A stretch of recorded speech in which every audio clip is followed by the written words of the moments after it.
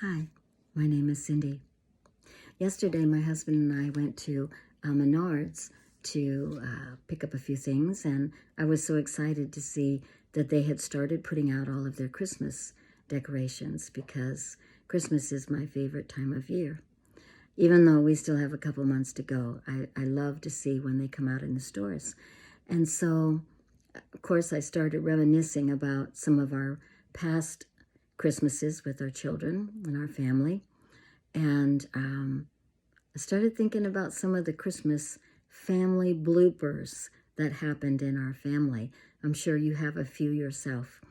But this particular year, both of our daughters had graduated from high school. My daughter was still living at home, but my stepdaughter had chosen to live somewhere else. And but this Christmas, they all came home, all four children, and my husband's parents were living with us at the time, so we had a large gathering for Christmas, and it was a lot of fun. However, when we opened our Christmas presents, then my husband got up to go to the stairs and take down the stockings, and it was tradition to open the Christmas stockings after we opened up all of the other gifts. And it was also tradition on his side of the family to put a black coal in one of the stockings, supposedly for someone who had been a little bit more trouble this past year. And it was supposed to be in fun. I really didn't like the tradition, but in a blended family, you learn to compromise. And so, for no reason, again, I guess, whatever, my husband chose his daughter to be the one to receive the black coal. She had never given us, excuse me, I have a frog in my throat. She had never given us, I'm not going to redo this, okay? That's just not me. So we had, she had never given us any trouble at any time.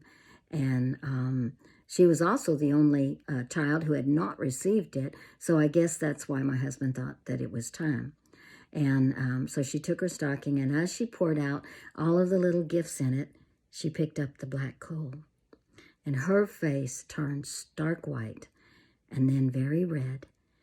And then big tears started coming down her cheeks, and she ran from the room sobbing. And my husband was like, "What? What just happened?" And there was like dead silence. We were all just trying to figure it out. And at that time, my daughter, she turned around and she looked at my husband with big eyes and she said, "Don't you know she's pregnant?" That changed everything. And my husband ran out of the room after her. And that was the last year for the coal tradition in our stockings. I was thinking about that. Did that change everything? It changed a few things, but not anything that really matters, because we got a beautiful granddaughter who is now a beautiful young woman. But what changes everything? And I thought about when this song, I want to read the couple verses, couple lines from it. Brian and Katie Torwalt wrote this song about God, about Jesus. They said, when you walk into the room, everything changes. Darkness starts to tremble at the light you bring. When you walk into the room, sickness starts to vanish. Every hopeless situation ceases to exist. And when you walk into the room, the dead begin to rise, because there is resurrection life in all you do. You see, in the book of Genesis, in the beginning, Joseph told his brothers in Genesis chapter 50, verse 20, "But as for you, you meant evil against me, but God meant it for good, in order to bring it about as it is this day, to save many people alive. Now, therefore, do not be afraid." And I love that because when you can run out of the room, you can run and hide. But when Jesus comes into the room, he doesn't leave. He stays. He said, I will be with you. I will never leave you nor forsake you. And I love that.